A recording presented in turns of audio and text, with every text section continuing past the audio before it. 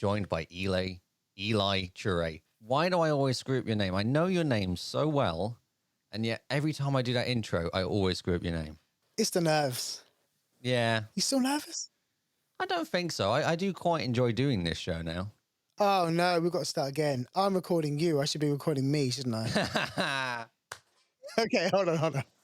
Jesus Christ, Eli. From Press Red, welcome to Functions. This is episode number 12. My name is Matt Blackman, and as always, I am joined by Eli Turay. Hey, how you doing? It hasn't actually been that long since our last one, I don't think. What, maybe a couple of weeks? 2 or 3 weeks? It feels like a month. When was the Apple event? It's been a month. Has it been a month? Okay, so it's about usual. It's been a month. I've got a few follow-up for the intro, but for the most part, I have tried to not make this an Apple episode because I keep getting complaints from Jonas that we do too much Apple talk. So I've tried to take us away from Apple. It comes up a few times, but it's not the entire episode. Cool. But there we go. We've taken a bit of a break from Apple. Now, let's go immediately into all the Apple news. So, in the last episode, I said that macOS Windows snapping that they've just added will have gaps on the side. It turns out in the settings, you can turn that off. So, I don't need to worry too much. Brilliant. Yeah. It does mean, though, I've now got less of a reason to stick with what I paid for, so that annoys me a little bit. But no, you might want to stay because I have been watching beta testers and they've said that there's problems with hot corners and spaces and things like that. It doesn't entirely work as smoothly as it should, so yeah, it but might that is not the be beta. great. Yeah, I guess. I have a question. I have installed ChatGPT on this laptop. I don't know if you have. Have you done that? Yes, I installed it straight away. Apart from the security implications that immediately came across that they're storing every bit of data in plain text, why has Apple allowed this to come on the platform if they're going to release Apple Intelligence, which allows you to use ChatGPT with it? Well, has Apple allowed ChatGPT to make an app? It's not in the App Store, is it? You get it directly from ChatGPT. That is true. It does just seem weird to me. If ChatGPT knows they're going to be launching Apple Intelligence, why put all this time and effort into making an app and publishing it if they have like a backdoor way in anyway? I guess the app itself, because they haven't released on Windows, right? So I guess they've got a small sample size of Mac users. What are Mac users? Maybe 10 to 20% of the market. And it's a good place to start. Imagine if they brought that out on Windows straight away. They'd have problems. Yeah. With the amount of users they have. So I guess they're just trying to slowly introduce their app to the market. And don't forget that people pre-M1 can't use that. So they're going to need an app. And plus I need something because Apple are going to take about a year to bring this out. I need something now. Yeah. Yeah, it's true. So it's What do just you make allowing of the you to app? get ahead a bit quicker. Yeah.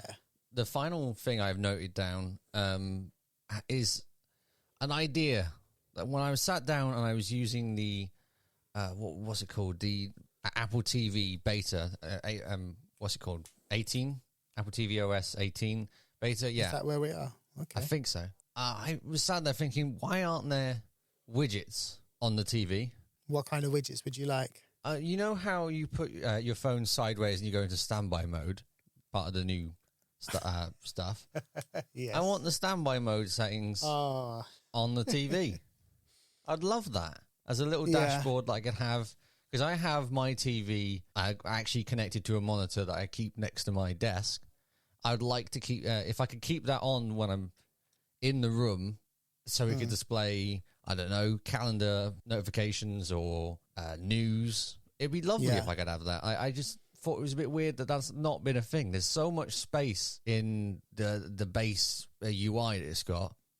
Yeah. Why can't they add widgets? I wonder if it's to do... I've got an OLED TV in my living room, and OLED TVs are famous for screen burn, especially the earlier ones. The one I used to have got screen burn.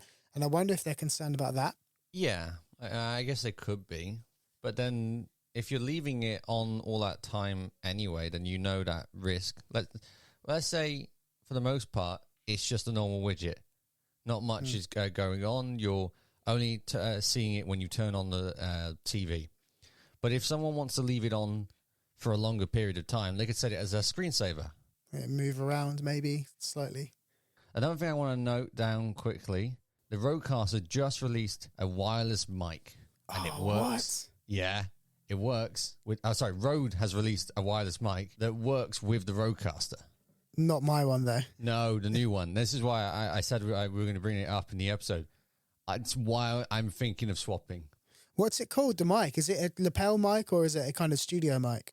Oh, I think it's just... So the lapel mics work with them already, yes. which I didn't know until this update. Yeah, until they said this. And it's a handheld mic. Okay. So I like the idea of this because I have a small desk for all this podcast recording. If I could have it so someone sat at my desk or I could move this desk around and someone could sit, it'd be great to have a wireless mic. Oh, I'm looking at it now. The Interview Pro wireless handheld condenser microphone. I never thought that microphone technology would move on because we were kind of there. We had wired mics, wireless mics, condenser mics, studio form. But in the last, I really think since lockdown and just before, they've really started to innovate, all companies, and they're just coming so far. This is amazing. Yeah, I think it's a great idea, and I'm very much looking forward to it. It's not exactly meant to be for just the Rodecaster. It's meant to be for that wireless transceiver that you put on your camera. But I think this is way better, personally, for what I do. Yes. If I could just... It's great. I'm swapping eventually. It's not cheap, so I got to wait a bit, but I will swap. What's the price then? I think the microphone itself is $200. Okay. I'm looking at this now, and I could see this for radio all day, every day. I mean, the station that I work at, we've got the DJI wireless microphones, and we kind of stick those on sticks and put a branded muff on top and go and interview people with that. And it is a bit of a faff sometimes with all of those pieces that you have to put together. I could definitely see stations giving their community producers a microphone and saying, go out, they're journalists, hit record, all on body, and it's done. Because it records on the actual device itself too. Yeah. That's an all-in-one solution. And it's kind of idiot-proof. And a lot of the times with people who are doing interviews or journalists, they're not tech heads, they're journalists. And they just need something to pick up and hit record. And it's got a big record button on and a big mute button on. I love it. I think it's a great idea, and I'm definitely looking forward to getting one at some point. Oh, I'm getting that for sure. The last thing I've got to mention is about 2 days ago, we got new Nothing products. Oh, gosh. I know, but they're Nothing CMF products, because if the name wasn't confusing enough, they've added a sub-brand to it. Okay. A while ago, but it gets confusing. So they've updated the Pro Watch that I'm currently wearing that honestly isn't very pro at the moment. Don't know why it's called that. It looks a lot nicer. It's added a digital crown to it. It's added customizability to the front. But the most important thing that was probably announced this whole event, they did also announce headphones, but I don't think they went on about that at all, really. It was a quick pass by. But the big thing is their new phone. Okay. So as well as the Nothing phone and the Nothing Phone 2, they have the CMF phone. CMF phone. Okay. What does CMF stand for? Oh, damn it. So it's in reference to how stuff is designed. Okay. I think it's the touch. Let me have a look. I'll search it. Color, material, and finishes. There we go. All right. Cool. So it's kind of a design nerdy thing. So it's not creating more flops. No, it's so the idea is creating a different approach to a phone. Right. It's a very cheap phone. I think it's something like £140, something like that. That's great. Very cheap. Yeah. But it allows you to replace the back, add accessories to it. It's just kind of, it's the phone you would buy for, I'd say, either as your secondary phone for if you need that for work or something, or for maybe a kid. Do you know what? It looks very nice, first of all. The colours do look very young, and they're kind of, they pop. They're very saturated and bright. But it looks like a nice little phone. Yeah. It really does. And for the price, it's got what you would really need for a base phone. It's got AMOLED display. Yeah. It's got, I think 120 hertz refresh rate still. Yeah. Wow. I mean, the budget iPhones don't have that, do they? No. I think it's great because I think we peaked with phones, I'd say 5 or 6 years ago with smartphones. So the budget phones like this coming out now have got that kind of tech or even a bit newer. I don't think you need much more than that. No, that's why I want the iPhone SE, I think they call it. Yeah, the new, if they announce the new SE, I will grab it. Yeah, I did. I used an iPhone 14 Pro the other day. I had to do some filming on it with a kind of iRig system. And I've got an iPhone 12 and I've always said, the cameras are now different. But actually, Jesus, the jump is huge between those kind of 2 iterations since mine, or 3, I guess. The cinematic mode, wow, I couldn't believe it. The focus detection is so much better. The smoothness, so the built-in stabilization have really stepped up. They're incremental, but I think when you take a 3-year, 4-year gap, you do really notice it. I'm surprised that you've used that rig, because is it any good to actually film with itself? So it was because I had to have attachments on. So I'll tell you what I was doing. So I was filming an event, an all-day event, and I needed to have a spare battery, and I needed to have the DJI mics to be able to be attachable and a directional mic. So holding the phone with that rig was necessary. See, I'd like to give it a go. I don't know if I'd actually want to film anything on a phone. Well, funnily enough, this stuff was being filmed for BBC Look East. And I said, well, can I just film with an actual camera? And they said, no, they've got a workflow that works fine. This is the setup we use for kind of the community-based stuff. And they accepted it. I bet you Apple will be happy to hear about that. Yeah, I don't think it's not cinematic stuff, is it? News. It's news. So that as long as the source is clear and they can get it, it's fine. I've just always, I don't know if you're like me, I would always prefer to, actually you even said it, I'd just prefer to film with a camera. Yeah. Because you get so much more control and you're used to that body of the camera and you know it all. Mm-hmm. It feels weird using a phone to do anything but a short clip of something. There's still a huge gap in the market. I do think that brands don't seem to be getting. Samsung attempted it, but there needs to be a camera that is connected like a phone, because the main advantage for us is that the App Store has software that we use that can transfer the footage to our dedicated servers that then they can pick up in the other stations. And you can't do that on a camera. I think we're getting close to that, and I've seen tries on the Android world of doing that in the past. So, yeah, I think we're getting close. It would be nice. Definitely handy to get through. Yeah, when that happens, that'll be the camera. I wonder if it will happen with this Apple collaboration with Blackmagic. I wonder if that's something they decide to do down the line. Put the App Store on a Blackmagic camera. Ooh. That could be cool. I'd like that. Yeah. I don't think they would do that, but I like that. That would be amazing. So, I got you a book on my final day at college. Yes. What do you think of the book? Atomic Habits. Is that what it's called? Yep. Atomic Habits by James Clear. Yeah, great. Yeah. So far, I've read the first 2 chapters. It's really good. I like a nice, impactful opening to a book. So the baseball story was quite cool. It reminded me about lots of my thoughts on habits. And I don't really structure them as habits, but I do think about process and how you get better at something. And, you know, the big thing when I was younger was putting in your 10,000 hours. So that's what we all tried to do at a particular thing to become an expert. But also just like health and finance as well. I've got a question for you, though. I've done with the 2nd chapter. They finished talking about, what was he referencing? He's talking about British cycling team and all that sorts of stuff. I can't see where this book can go that's going to tell me anything new, because it kind of feels like he's now starting to repeat himself a bit.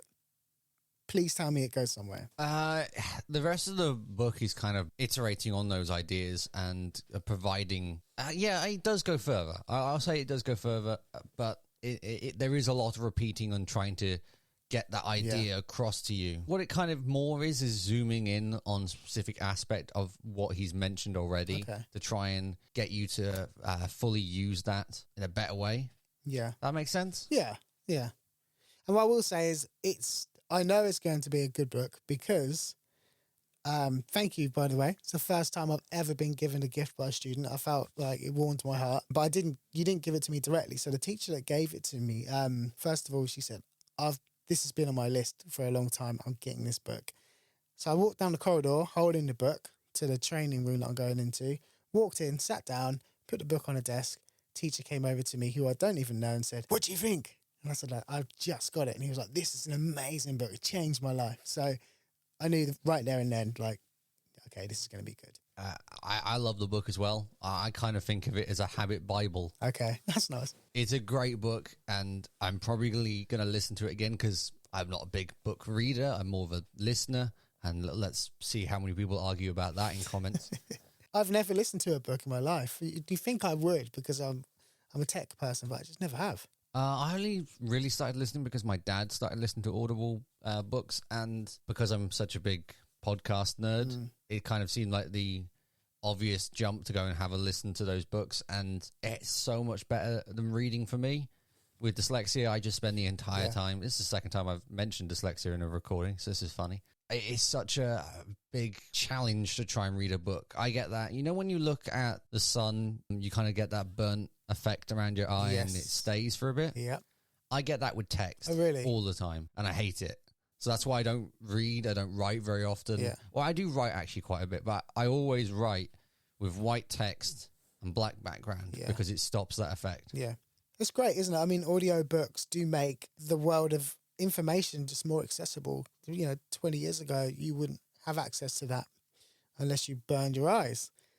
But I do like my own voice, and that sounds weird. I don't like the sound of my own voice. I like processing in my voice and reading in my head. It's I think reading's quite a personal thing, and the gratification from reading and then understanding or revisiting things is just quite unique. And I can't imagine I'd get that from hearing someone read to me. Yeah, it is. I prefer those series, and this actually kind of leads on to a project I was working on. I prefer those series that treat it as a TV series that you can't see. So you've got all that sound, that detail being built up in the background, but you don't have a narrator. I'm never a fan of narrators. That's why I don't read a lot of fiction books. Yeah. I'm always someone who reads factions. Yeah, fine, that will do. I was going to say non-fictional fact, but factions came out, so that works. The project I wanted to reference, actually, is Project Owl. And you don't know that as that name, but it's the project I did for my FMP. Yes. Loved your FMP, by the way. I loved your display. The way you kind of exhibited it was really good. I actually filmed it and made a little piece to show students in the future. It was great. I sat there on the telephone and listened to my voice. Brilliant. Everyone was commenting saying they're having a weird conversation with Eli, so that was nice. I don't feel like many people got very far with it, but the whole point was it's supposed to be you're sat down really with headphones on, and that was just a fun way of trying to get people's interest. Yeah. Even though it didn't fully work, I had a few problems with it, but it was still fun. I did test it. I hung up and picked up again to see if it resets, and, it works. It works most of the time.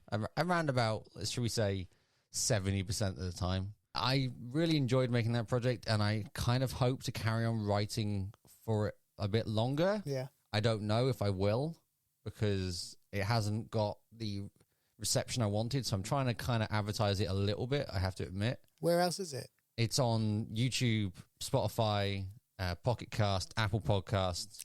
I think it's even on Amazon. It's on everything. I put it everywhere. I would say, are you saying it hasn't got the response you want, or it hasn't got the reach that you want? The reach. Right, okay. Well, then in that case, it's the old tale of it's new to the person that hears it. I mean, you've just got to get it out there to get the response. I wouldn't be disheartened because people haven't heard it. It's just about strategy and how to reach more people. And unfortunately, it might mean money and marketing. Yeah, that's true. If you believe in something, put £50 behind it. That's all it really costs to kind of put something out now.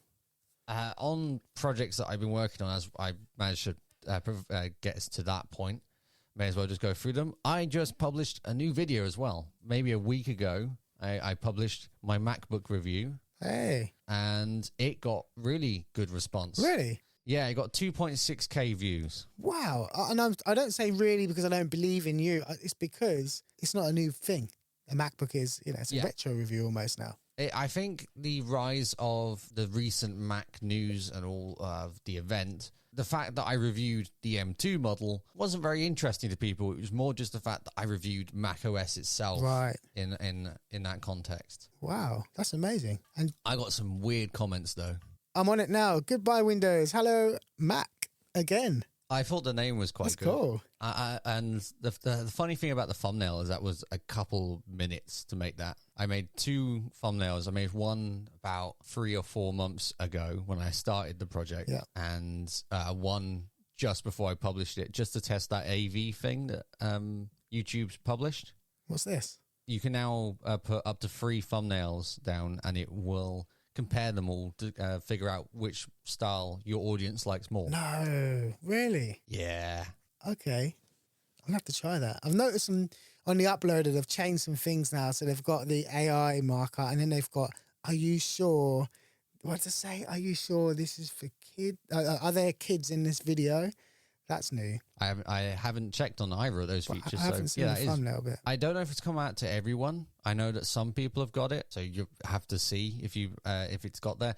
What you can do is go onto a video and press where the thumbnail is. There should be that 3 dots, and if it's not listed as test or something like that, then it's not there. Okay, I'll have to check that out. I'm just reading your comments. It's so funny how people try and give you tips. Look at the camera. Yeah.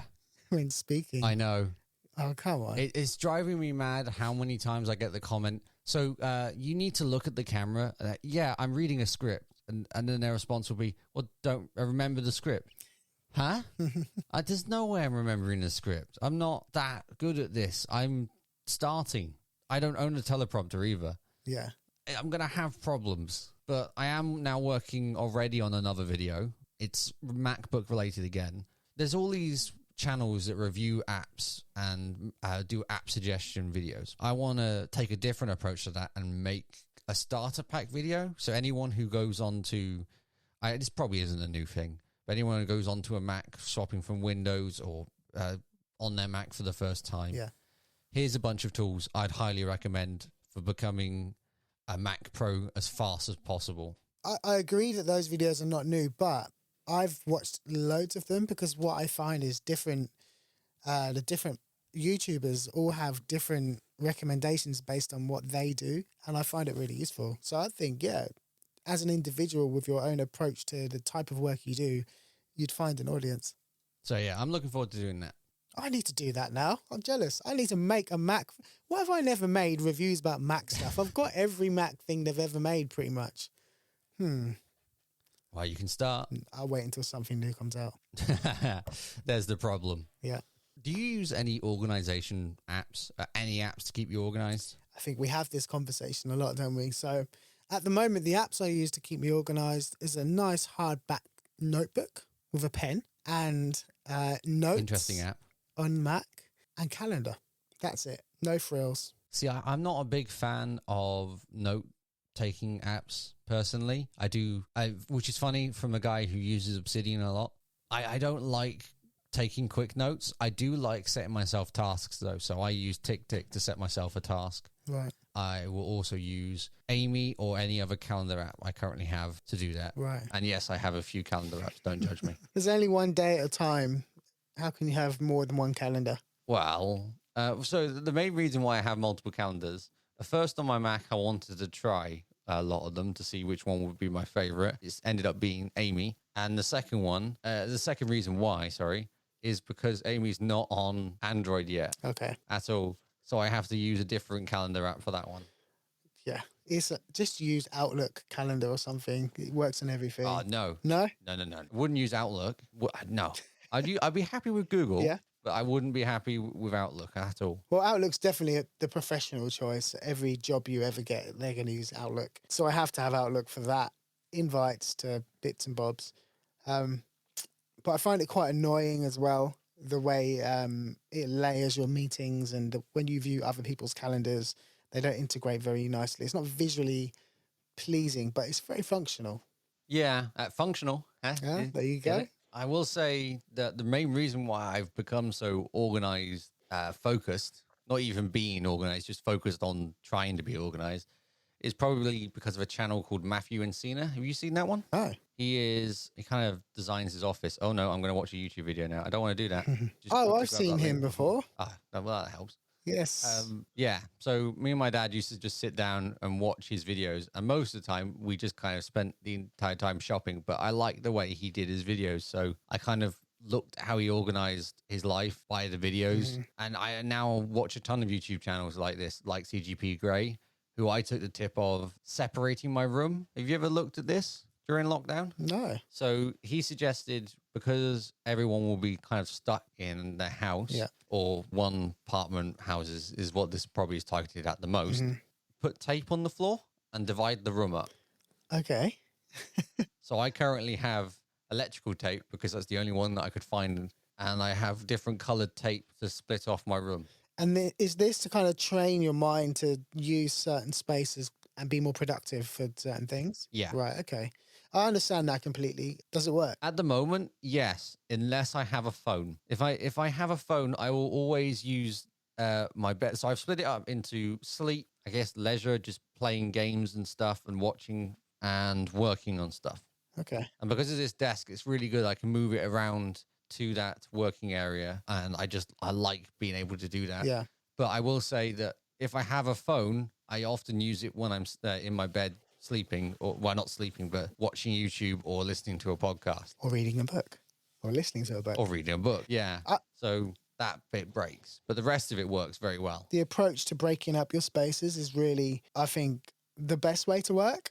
And unfortunately, it's a luxury, isn't it, to be able to have multiple spaces. So I think that's a great idea to have, to separate your space and train yourself that this space is when I'm working. This space is when I'm being creative. This space is when I'm socializing or whatever. And, you know, hopefully you can kind of continue to live that way, because working at home did blur the lines for a lot of people, and they kind of, the home space became confusing.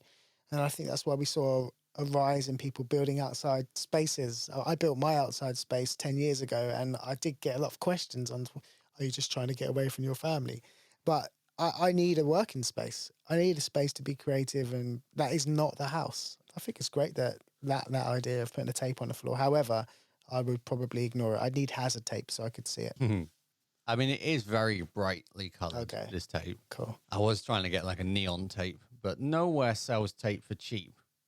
No, you don't want cheap tape, because when you rip it off, it just breaks. Yeah, well, so my initial idea was get that kind of paper tape. Yeah. And you can buy it online for about a $5 for just maybe 2 of the rolls. And I needed a minimum of 3. Yeah. So I was trying to buy it more locally, and the best I could get was electrical tape for about £1. Yeah. So we'll see how that goes. This is currently just like a tester to see if it fully works. If it gets better, then I'll replace the tape with better tape. So quick side note, I'm looking at your channel. Just subscribe, by the way, to your channel. Oh, thank you. Your views, it's interesting. I'm sure you microanalyze all of this, and like your top things are definitely when you're reviewing a product. So is that what you're planning to continue doing? Well, funny that you mentioned that. I have got really bored of reviewing products very quickly because it takes so much time and effort, and it usually takes me about 2 months to put out one review because I procrastinate and spend too much time planning it instead of actually doing it. Yeah. So I'm going to try a different approach to it, of kind of being more lenient and loose with the idea of just, if I get a new bit of tech, I'll record it in the moment instead of writing a script and doing all that. But I do kind of like doing the script way as well. So I'm gonna experiment at the moment, try a bunch of new things to see if I can find a way of doing this type of content in a way I enjoy doing it. Can I just say something I've just noticed? So I was on my other YouTube channel when I just found your video, and it had a different thumbnail than what it has now when I'm on my other channel, which is mad. That's crazy. Even though it's supposed to have finished, but that's interesting to hear. Yeah, it's got the back to Mac one on this one, and the other one had a desk. That's it firsthand. You now get to see how that AV testing works. Yeah. I will say I keep reviewing Fi-Fi products, and I like their products, but they don't do well view-wise. People don't seem to be interested in microphones or audio tech. They just seem to be interested in, can I play a game on this Steam Deck? Yeah. Can I use this Mac? Yeah. My interest is microphones and media based tech. So I'm going to keep trying, seeing if everything will work eventually. Yeah. It's big testing ground is what I've just learned from YouTube. Yeah, absolutely. That's all it is. Yeah. And then when you find something that works, it's down to whether you're willing to keep doing that thing. And I think what you're saying is that thing is not really the thing for you. So it's hard, isn't it? I suppose when those things align and the thing you really like, everybody else really wants to watch, that's when it becomes fun. Yeah. I mean, I do love tech. I mean, that's why we do functions. Yeah. But I don't know if this is the correct approach. Who knows? Yeah, who knows? Had a lovely trip to London recently. Cool. In fact, this weekend, it was lovely because it was pretty much an audio day. We just went round to events of music and audio. Did you go? Okay. Did you go to a gig? Didn't go to a gig. Okay, all right. I was about to just kind of hate you for a minute. I thought you went to the Jasmine Sullivan thing that everyone went to this weekend, which was... I have no idea who that is. Oh, okay. Look up Jasmine Sullivan. You like kind of like neo soul and whatnot. So she's kind of, she's amazing. But she's done a gig this weekend. It was 180 quid, but it was a mini festival and everyone who went, there's free food all day and free alcohol all day. And apparently it was just a really, really good chilled day. And I missed it. But anyway, where did you go? Oh, I've accidentally got flowers instead of a person. Okay. I went to Beyond the Baseline first, which is a exhibition of black music. Yeah, I know exactly what it is because I'm part of it. What? Huh? Carry on. I'll tell you in a bit. Okay. Well, it was a very interesting tour. No, hang on. We can't just do that. How are you a part of it? So Beyond the Baseline, as part of their way it's funded, they also have to do lots of local breakout things. And so when I told you I was at libraries doing a workshop or agreeing to do a workshop, that's for Beyond the Baseline. Really? Yeah. Huh. Yeah, so there'll be Beyond the Baseline's coming to and I'm running one of the workshops and it's going to be basically breaking it up for kind of smaller towns and taking that essence of what they do there everywhere else. Huh. I wasn't expecting that. Yeah. Well, I did enjoy it, so that's one thing. Nice. But the only problem I had with it was it felt too short. Really? Yeah, we were walking around it, and it didn't feel like anything was in too much detail. It was kind of more of a brief mention. Here's a club that opened up in Bristol, and then here's it burning down. That's incorrect information, but they kind of just... They had incorrect information? No, I mean me. What I said there was incorrect information. Okay. Sorry. There needed to be more detail in, and maybe more, I don't know if it's possible, interviews with people from it. Yeah. But then there was also the whole, like, what was it? King Henry or something? A first trumpetist or something? King Henry? I don't know if it was Henry. Trumpet. I thought you were going to say King Tubby, but he's not British and he doesn't play sax or anything. I don't know who you're talking about. One of the kings in our past of the UK. Right. Oh, a real king, not an artist name. Yeah, a royal king. Oh, okay. So, I mean, that was all very interesting to learn. I just didn't feel like it had enough detail in these areas. And maybe, I mean, it's got a lot of years between it. There's got to have been more events that have happened. But I think that's kind of nitpicky, maybe, for me. Okay, well, that sounds cool, though. Something that sounds really interesting. But I have got a highlight of the day, though. Okay. I went to the Keth store. To the Keth store? Have you heard of Keth? Keth? Kef. No, not at all. I think they're German. Oh, I don't know. Hi-fi speakers and headphones. So I went to their store, and it was a very empty day. There wasn't a lot going on. And, I know. Their speakers are both the most amazing looking things and the weirdest looking things at the same time. Yeah. Wow. But I'm going to send you a photo because I got to go around. I got a tour of the place because no one else was there. They've got immersion spaces, so you got to go into those. Yeah. Wow. The design looks very modern, very do not touch experience. So I've sent you the image now. Okay. The room I got to sit in is sending, apparently. Okay. It was great. I loved it. We got to watch Mad Max. Yeah. Fury Road. It sounded amazing. Wow. The detail. We got a laser projector, so we got to see these bright colors coming across. And then we watched a performance of, I don't know what song it was, from Hans Zimmer. Okay. That must have been amazing. That really was. It was like an orchestra was in the room. And then the best part, and I don't like David Bowie, very much. I'm not a big fan of his music, but they played David Bowie Atmos, Right. Dolby Atmos. Yeah.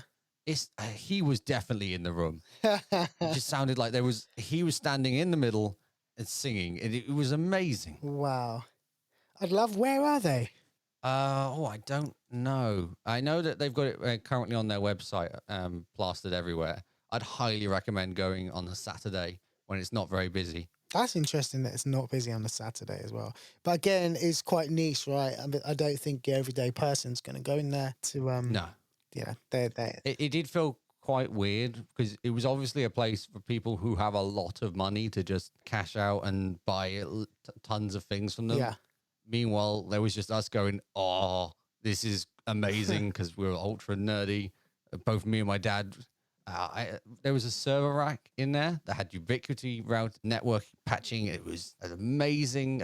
I nerded out for ages. A smile was permanently burned onto my face. That sounds cool, man. Yeah. I'd highly recommend going if you can. They also have a podcasting room. I forgot to even mention it because it was actually the least cool part of the whole thing. And yet it still had my dream gear just sat there. Wow. They had the, what is it called? I think we've discussed it before, the teenage engineering microphones there. Okay. Which I didn't get to try, but I would have loved to. They had SM58s.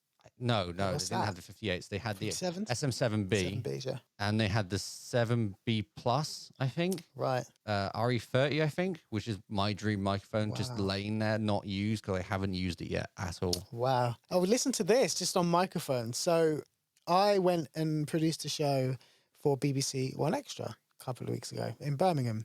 And their studios are really cool. I thought, I've got to check out the gear because, I'm here. Why not? Neon lights are cool, but what microphones are you using? So here in we use AKG, some low-end, mid-end AKG mics. Out there, they've got 7 mics in each studio. So 2 presenter mics and 3 presenter mics, 4 guest mics. The presenter mics, they're ridiculous. This is radio. It's not recording high-end music. The presenter mics are Neumann U87s.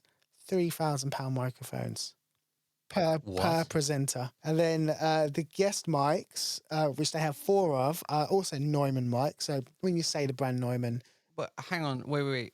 These mics, they're not going to anything high quality. They're just going to radio. DAB and radio.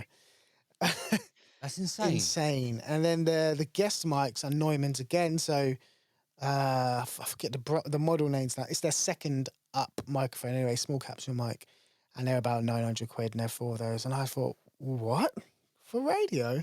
I couldn't believe it. Amazed. So who got that deal? Who was sat there one day going, do you know what? I'll just reach out to Neumann and say I'm BBC and see if they give us some free tech or any tech really. This is us paying our TV license so they can have the best of the best. But yeah, like amazing gear. The cameras they had for their kind of web streaming, I'd never even seen before. I had to take pictures of them, and great, just really, really great tech. Underutilized. They need me in there. Let's go into it. We live in a world now, the internet, that pretty much feeds off our data 24/7. Do you ever get worried about that? It is something that I think about a lot. Yeah. I think with the recent increase in AI and all this stuff that we've got, it's quite bad how much information we just give to these platforms. And I'm not saying that we didn't worry about this before. I definitely worried about this before this new tech that came out. I just think that it's more of a prominent problem now. Yeah, I think a key thing with the every man is that we don't really understand the value of our data, and the organizations we're giving our data to have a plan. And so it's not an even playing field. They're giving us this service that we think is beneficial to our lives now, but they're setting up something ahead that they need our data for. And, it's never fair when you don't have the full story. And people do say all the time, like I always say no to cookies, and I kind of use VPNs and things like that. And in fact, just the other day, someone said, my mother-in-law said, well, I've got nothing to hide. And that's what we've been trained to think, if you've got nothing to hide, trust us. I don't know. Yeah. I think it's bad as well that now that we live in this point in time where we have so much data, it's become distrustful on the internet, that we now have bad data from Google. We get opinions on Google, which influence us even more, which could have detrimental effects. Yeah. So all of this data just adds up, and it's really worrying. I see it as, yeah. What's the end goal? Know what we're doing before we think it. Why? I don't know. Companies think that might be better for them. I mean, I don't know the answer, but that's what I always come back to. What is the end goal and why? And I can't see it, and it frustrates me because they can. Yeah. I dream of a future where Web 2.0 becomes a thing where packets of data is to us and only tickets are given out for people to these websites that can use it for a limited amount of time. We own our data. It is kept to us. Yeah, that's the way it should be. And you can even have offers or bids on your data, and if you choose to loan or lease out your data, then you do. That could be great, but it's not profitable, is it? I mean, we have seen a list here. I guess a topic here that just says who owns your data and is it yours? But I think we know because we've got so many companies that show us they own our data, Amazon. including Adobe's recent thing where they were saying anyone who uses Adobe will train it on their RAI. Yeah. No, you can't do that. You have to give people choice. But what's sad, there was a bit of rebellion, and I saw lots of YouTube videos talking about it, and I saw it pop up on mine. But the sad thing is, generally, people are going to just agree. Yeah. Here's something I often think about. I protect my data as much as I can at home. But when I'm at work, I accept everything. When I'm logged in on a work PC or a work user, regardless of where I'm working, I'll just say yes to cookies. I'll let them do what they want because I just want to get to things quickly. And I think a lot of the time now with these options to opt out of data, they make it really difficult, and they repeatedly ask you until you give in. Yeah. My car is the That's worst the problem. one. My car doesn't update every week. The terms and conditions come up every week, and I just want to drive, so I just say yeah. And I think those things are going to now start to get into our everyday life. Soon you'll be trying to put on a pair of trousers, and you'll have to sign a data update for something. Yeah. And I worry about the effect this will have on my generation, who has grown up with the internet at all times. Yeah. It'll be interesting to see. I'm waiting for that point where we can actually look back and go, oh, that's how we're screwed up because of the internet.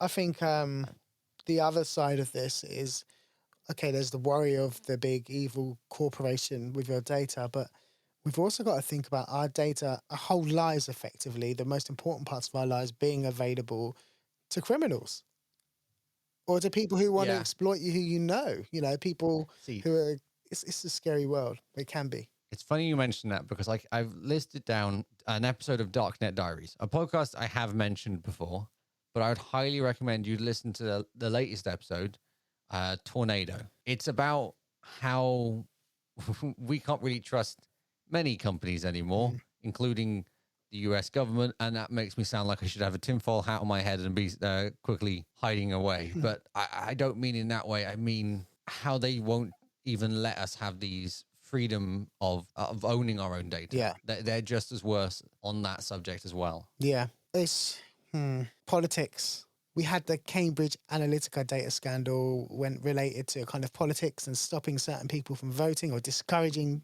certain regions from voting in order to benefit a group of people. And that was going on underneath our noses and we didn't even know. And that's what we do know about now. What else is going on? How else are we being influenced? Do we care? And I think the biggest question is, do we care?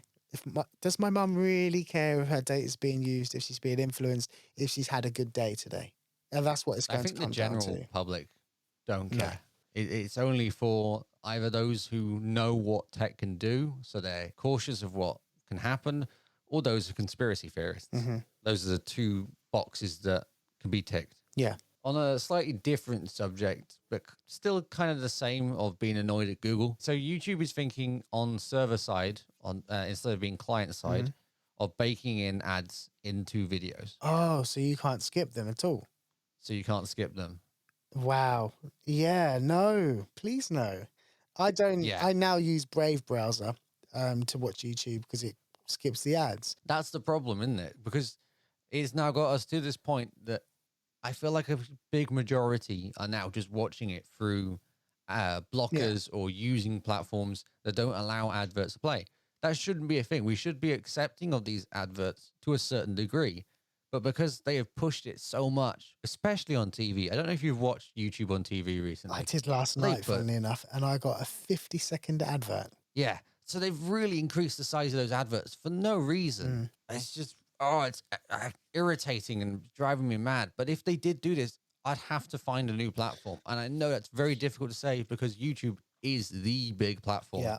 But giving up YouTube videos, I'd do it just because I don't want them to do that anymore. What's happening is they're taking their audience for granted. And this happens, but this is I suppose in our memory, the biggest scale of taking your audience for granted. And they feel like they can really do what they want now because where are you going to go? And I've seen organizations make this mistake time after time after time. And in the end, they do fail. The question for me is Google, YouTube, too big to fail? I'm going to have to pause for a sec because I've actually run out of storage on my Rodecaster. Give me 1 sec.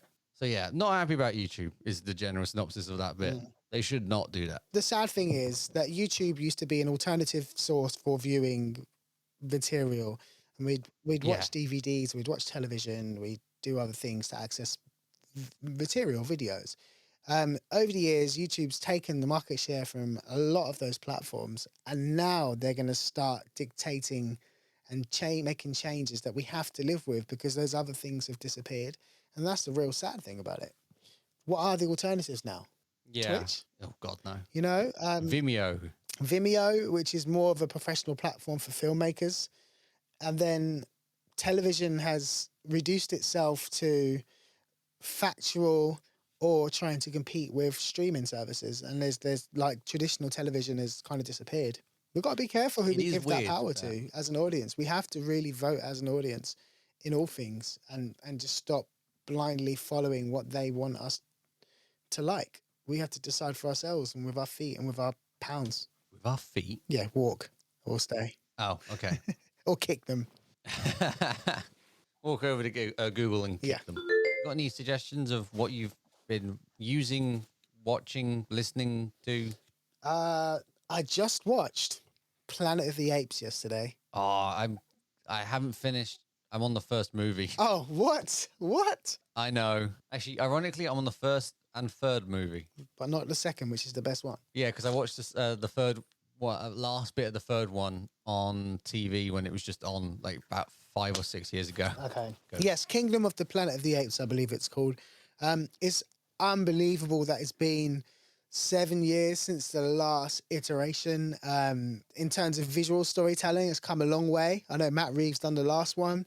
I can't remember the gentleman that done the new one, but it looks amazing. The apes can talk, and the story is about 7 out of 10. So it's not a bad film. So you really like it then? Is it something you recommend? I think it was beautiful to look at. It was funny. It was, in terms of just watching technology progress, amazing. The story wasn't anything we haven't seen before, but it was well told. Have you watched the new Mad Max film? No, I haven't. I haven't even watched Fury Road. See, I don't feel like anyone's watched the new Mad Max film. It's a shame because it actually looks really good. Yeah, it flopped. Oh, I also watched Inside Out too. Yeah. Well, why did that do so much better? It done like $1 billion in 19 days. I think it's because it's a kids film that's come out and there haven't been many kids films out. It's a Pixar movie with a lot of adult in-jokes and it's well executed, really. If you've seen the first one, it's really the same story again with new emotions, but well executed. With new emotions. Yeah, Anxiety is great, by the way. I rolled my eyes when I saw Anxiety because I just thought, oh, here we go. We're going to play on anxiety as we we've spoken about anxiety a lot lately, more so than any time in history, I'm sure.